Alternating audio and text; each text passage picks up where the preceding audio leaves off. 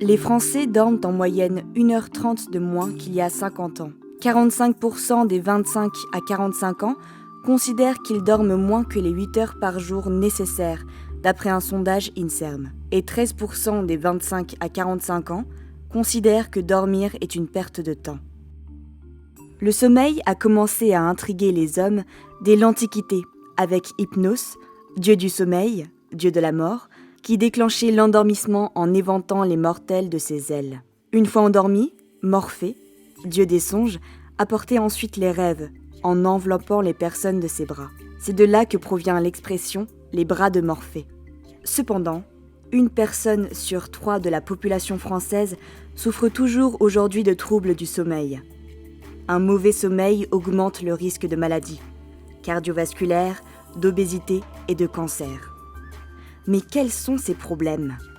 Et quelles sont les difficultés engendrées par ces défauts de sommeil ? C'est ce que nous verrons avec l'aide du docteur Planchard, neurologue qui s'est spécialisé dans l'étude du sommeil et enseignant à la faculté de médecine à Montpellier. Beaucoup trop de gens négligent leur sommeil. Mais il est essentiel au bon fonctionnement de l'organisme. Par manque de sommeil, les dégâts collatéraux causés sur notre santé, mentale ou physique, sont très importants. Beaucoup de mes collègues et moi-même ont pris conscience de la mauvaise habitude que sont en train de prendre les gens à vouloir de moins en moins dormir pour être de plus en plus productifs. Mais c'est votre corps qui en paiera les frais.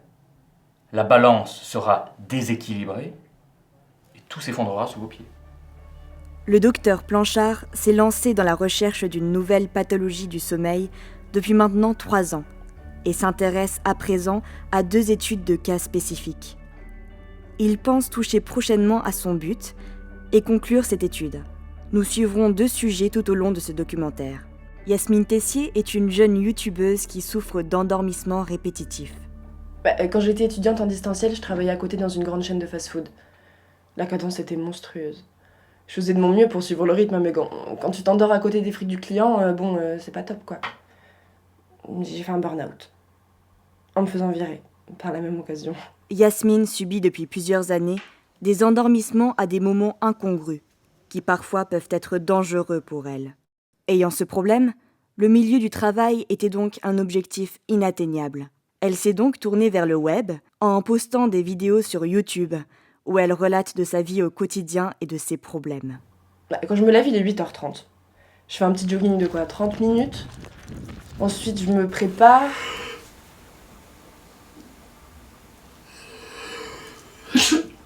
Je déjeune, je regarde mes mails. Je regarde les audiences et les commentaires de la dernière vidéo que j'ai postée. Ça, ouais. Et puis du coup, je me mets ensuite à réfléchir à la prochaine que je vais tourner. Donc je demande à des amis, des créateurs s'ils veulent tourner autre chose, enfin un truc avec moi ou quoi que ce soit. Quand j'ai fini d'écrire, il est environ midi. Donc je vais manger avec des amis, ou je mange chez moi, mais bon, c'est assez rare. Et quand je rentre, il est 14h, je tourne pendant 2-3 heures. Je monte ma vidéo et je la poste. Donc là, j'ai créé ma vidéo et je vais la tourner. Salut à tous les petits potes. Aujourd'hui on se retrouve à Montpellier dans une journée nuageuse pour vous parler d'un sujet qui me touche, la narcolepsie. En effet, je suis atteinte de cette maladie depuis un petit moment et je voulais vous en parler parce que je pense que c'est un sujet dont on ne parle pas assez et qu'il faut en parler parce que on peut s'adapter, on peut vivre avec la narcolepsie, c'est possible et je voulais faire une vidéo qui prouvait ça. Voilà, alors la narcolepsie c'est un relâchement des muscles faciaux, enfin moi ça a commencé comme ça mais bon après ça prend un peu tous les muscles, c'est-à-dire que ton corps il s'effondre, à un moment donné tu comprends pas, il s'effondre et c'est comme ça. Lors du suivi de nos équipes, nous avons assisté à une crise de cataplexie subie par Yasmine. Écoutez, là très clairement, nous sommes face à un problème grave dont on ne connaît pas encore la cause. C'est pour cette raison que je suis là, pour éclaircir la situation, apporter mon savoir par mes recherches en neurologie. Je pense que ce que mademoiselle Tessier est en train de subir est une variante du syndrome de Gélineau. Ce ne serait pas tout simplement de la narcolepsie en fait ? C'est pas si simple que ça. savez, dans notre milieu... Le syndrome de Gélineau, aussi appelé narcolepsie, est une forme d'hypersomnolence où le sujet dormira beaucoup plus que la norme. Le sommeil d'un narcoleptique peut atteindre jusqu'à 15 heures par jour. Cette attaque peut provoquer des hallucinations et des paralysies du sommeil. D'autres symptômes peuvent apparaître comme des troubles de la mémoire, des capacités psychomotrices ralenties et des difficultés de concentration. Sur 10 000 habitants en France, 2 à 3 sont narcoleptiques. Hop, ça va mieux? Non. J'en peux plus quoi, c'est pas possible de vivre comme ça. Merci. Je dois dire quoi là? Il existe d'autres types de pathologies liées aux troubles du sommeil. Des gens, à l'opposé de Yasmine, eux n'arrivent plus à s'endormir, tels que Bénédicte Nollet-Pavel. Alors ça fait 2 mois et demi presque que j'ai pas dormi. Je ferme même plus les yeux, j'en ressens plus le besoin en fait. Je sais pas du tout pourquoi ça m'arrive, c'est très bizarre. Le manque de sommeil, c'est très dangereux. Voilà. Moi, je ressens aucun trouble de concentration, aucune conséquence sur le fait de pas dormir en fait. Alors oui, ça m'arrive souvent, mais mon médecin il m'a dit que c'était pas très grave. Donc voilà. À part ça, tout va bien. Donc moi, je travaille dans une banque. C'est à 5h30 mon réveil.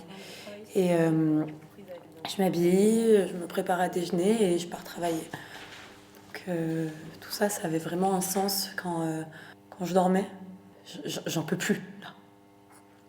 Donc j'ai fait quelques recherches et j'ai trouvé que qu'en temps normal, l'homme, il peut pas survivre plus de 11 jours sans dormir. Ça fait 2 mois. Donc j'attends encore des réponses à mes questions. Mais pourquoi Bénédicte arrive-t-elle à rester éveillée tant de temps, sans aucune conséquence sur sa santé? Écoutez, c'est très rare de voir une patiente qui n'a pas dormi depuis aussi longtemps. Mademoiselle Nollet-Pavel n'a pas dormi depuis 2 mois et 13 jours. Je suis moi-même surpris qu'elle ne soit pas déjà... morte. Clairement, ce qu'on a là, c'est le tout premier cas que j'observe depuis le début de ma carrière. C'est très intriguant. Je pense que ça va apporter beaucoup de valeur à mes recherches. Ce que vous décrivez, c'est pas le syndrome de Morvan par hasard? Le syndrome de Morvan est une maladie neuromusculaire rare, c'est-à-dire une maladie où les muscles se contractent mal, voire pas du tout. C'est une maladie qui résulte d'un dysfonctionnement du système immunitaire, conduisant ce dernier à s'attaquer aux constituants normaux de l'organisme. On appelle cela une maladie auto-immune. Cette maladie se traduit par des contractions musculaires du visage et de la langue, des faiblesses et des crampes. Un patient de 27 ans atteint de cette maladie a subi une agrypnie, c'est-à-dire une perte prolongée du sommeil pendant 4 mois. Sur 1 million de personnes, approximativement une seule est atteinte du syndrome de Morvan. La maladie a été décrite le 12 avril 1890 par Augustin Morvan. Oui, au point où j'en suis, je me suis tournée vers d'autres techniques comme l'acupuncture ou la méditation.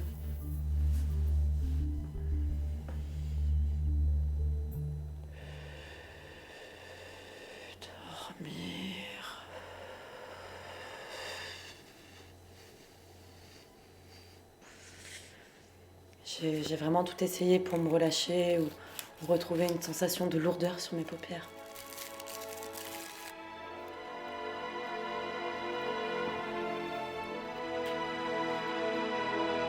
Vraiment, ça me manque. Après l'accord de nos sujets et dans le cadre de ce documentaire, Dr Planchard accueille Yasmine et Bénédicte dans son bureau pour parler de solutions communes pour résoudre leurs problèmes de sommeil.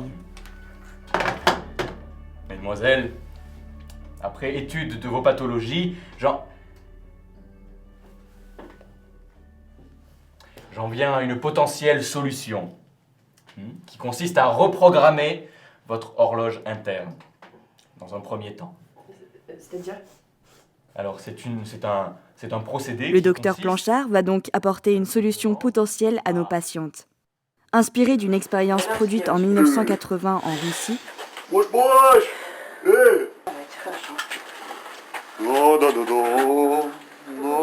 le docteur Planchard va les adapter aux technologies de notre temps. Je vais vous plonger dans un sommeil artificiel afin de recalibrer votre cycle de sommeil. Mais dans tout ça, il y a quelque chose que je comprends pas. C'est. Vous nous proposez une même solution alors qu'on a clairement des. Enfin, toutes les deux, on a clairement des problèmes opposés. Opposés, certes, mais les problèmes opposés ont très souvent des origines similaires. Oui, mais l'expérience soviétique dont vous nous parlez, elle a été prouvée, enfin je veux dire, ça a marché, ça a réussi.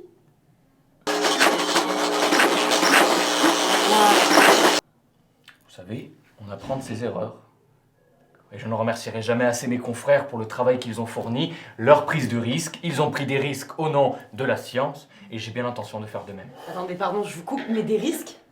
Vous parlez de risques là? C'est pas parce que vous êtes soi-disant un grand médecin que vous avez le droit d'utiliser nos vies comme ça? Non mais oui, mais Justement quoi? depuis quand on utilise des vies pour arriver à ses fins? Bah ouais, c'est n'importe quoi là, c'est... Vous êtes menteux là! Moi je réfléchis, je réfléchis justement. Oui, oui, bah c'est pas Vous ici, voulez que je réfléchissez. procède Non, c'est pas Je ici, suis c'est le pas ici, spécialiste c'est pas ici. ici. Mais quel spécialiste? Regardez ces diplômes. j'en ai rien à voir avec les diplômes. D'accord, si je fais ça, c'est vous êtes là aujourd'hui. Ferme-la! Qu'est-ce que j'en ai à foutre de tes diplômes de merde? Quand tu me donnes pas une bonne solution, j'en ai Eh madame, écoutez-moi, je suis là justement pour vous aider. L'idée de quoi? L'idée de quoi? Je dors pas depuis je sais pas combien de temps et toi tu crois que tu vas me plonger dans le sommeil, dans tout ce que tu veux, c'est faux! Vous êtes des menteurs les docteurs! Vous êtes des menteurs!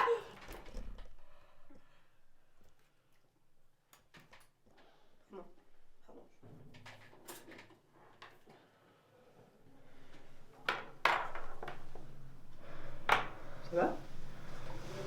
J'ai un spasme. Suite à cet entretien, le docteur Henri Planchard fut démis de ses fonctions pour avoir tenté une expérience ne respectant pas la déontologie de l'ordre des médecins. Un sommeil artificiel, donc. Je vais recalibrer votre cerveau.